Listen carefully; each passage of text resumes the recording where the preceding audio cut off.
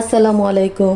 আমি অনামিকা স্বপ্ন কুটির নতুন একটি ব্লগ ভিডিও নিয়ে চলে আসলাম। আজকে আমি রান্না করব এটা ধুন্দুল বলেন, মুলাম বলেন, যাই বলেন, সেই ধুন্দুল দিয়ে রান্না করব এই যে গুলশা মাছ বলেন বা ট্যাংরা মাছ বলেন। ট্যাংরা মাছের বড়টাই কিন্তু গুলশা মাছ। তো এটা দিয়ে আমি এই ধুন্দুল দিয়ে রান্না করব। আমি কিভাবে ট্যাংরা মাছ দিয়ে ধুন্দুল রান্না করি সেটাই সবার সাথে শেয়ার করব। আমি কিন্তু এটি একটু মাখিয়ে রান্না করব, কষায় না। তো আমি এটার মধ্যে আস্তে আস্তে মশলাগুলি দিয়ে দিচ্ছি।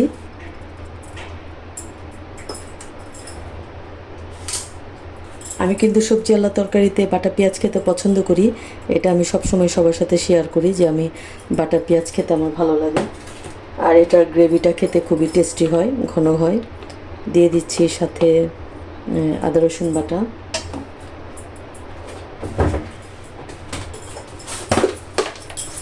আমি সব কিছু একসাথে দিয়ে তারপরে বসাবো।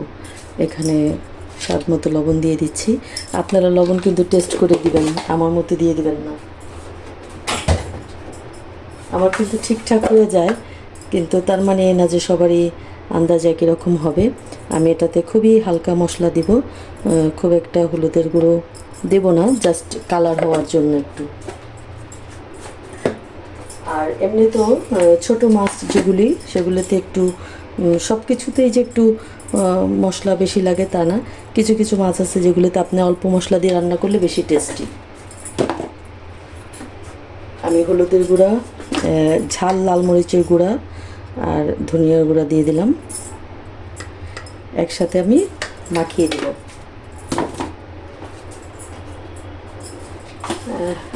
কাশ্মীরি লাল মরিচের গুঁড়ো দিচ্ছি অল্প, হালকা।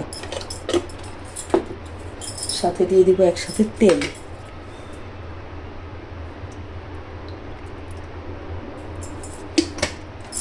এটা কিন্তু খুব ঝোলালা তরকারিও হবে না, একেবারে শুকনোও হবে না, একটা মাখো মাখো তরকারি হবে। এখন আমি হাতের ছোঁয়া দিয়ে দিচ্ছি, হাতের ছোঁয়া দিয়ে মাখিয়ে দিচ্ছি। আমি কিন্তু এখনও চুলা জ্বালিয়ে দিইনি, জ্বালাবো। আমি এটা একটু মাখিয়ে নেই।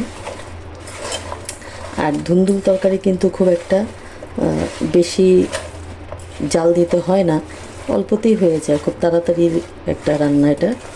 মানে এই সবজিটা ঝিঙা ধুন্দুল আর ঝিঙা একই টাইপের, কিন্তু দুইটা সবজি, দুইটার দুই রকম টেস্ট, একটু ভিন্ন তো আছেই।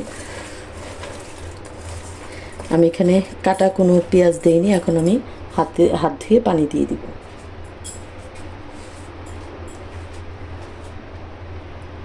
আর ধুন্দুল থেকে কিন্তু মোটামুটি বেশ ভালোই পানি ওঠে।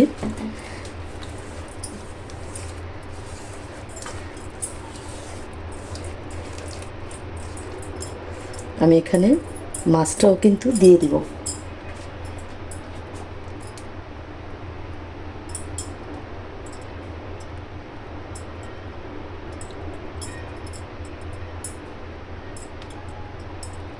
একসাথে মাছটা দিয়ে দিলে, যেহেতু এটা খুবই অল্পতেই হয়ে যায়, সেহেতু একবারে মাছটা দিয়ে দিলে একবারে বলক এসে হয়ে যাবে।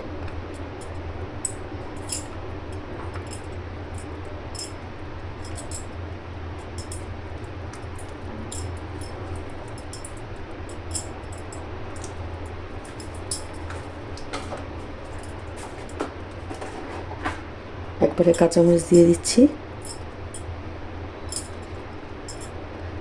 কাঁচামরিচ কিন্তু খুব যে ঝাল তা কিন্তু না, দেখতেই একটু বেশ বড় বড়। আমি এখন চুলাটা অন করে দেব।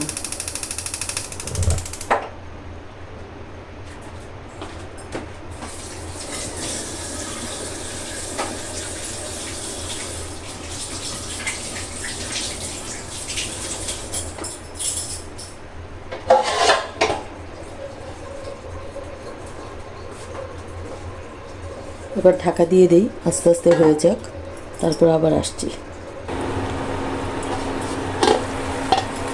বলক এসে গেছে। আর এই সবজিটা হতে তো এমনিতেও সময় বেশি লাগে না, কারণ এটা তো ধুন্দুল, বলক আসলেই হয়ে যায়। তবে আমার ঝোলটা আর একটু শুকাতে হবে।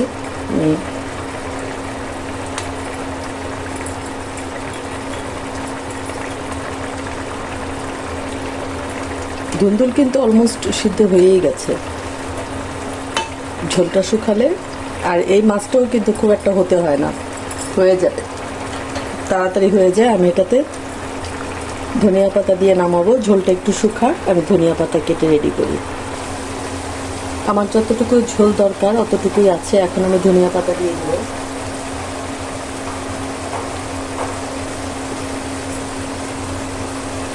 ধনিয়া পাতা দিয়ে আর লেট করার কিছু নাই, কারণ এই ধনিয়া পাতা একটু গরমে দিলেই সিদ্ধ হয়ে যায়।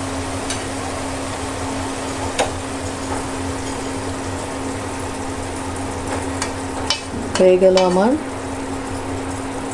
কি ধুন্দুল দিয়ে গুলশা মাছ, ট্যাংরা মাছ যেটাই বলি সেটাই, এক এক দেশের এক এক নাম। তো এভাবে খেয়ে দেখবেন, ট্যাংরা মাছ দিয়ে ধুন্দুল তরকারি খুবই মজাদার, খুবই টেস্টি। আর গরমের দিনে তো এটা খুবই মজাদার একটা খাবার, কারণ খুবই অল্প মশলায় রান্না হয়। তো আমার ভালোবাসার মানুষদের সবার জন্য আমি দোয়া করি, সবাই সবার জায়গায় নিরাপদে থাকেন, সুস্থ থাকেন। আমার জন্য দোয়া করবেন, আমি যেন আমার পরিবার নিয়ে নিরাপদে থাকি, সুস্থ থাকি। আর অবশ্যই লাইক, কমেন্ট, শেয়ার, সাবস্ক্রাইব করবেন, বেল বাটনটি প্রেস করে রাখবেন, যেন আমি আপনাদের ভালোবাসার মানুষ আপনাদের কাছে পৌঁছে যাই।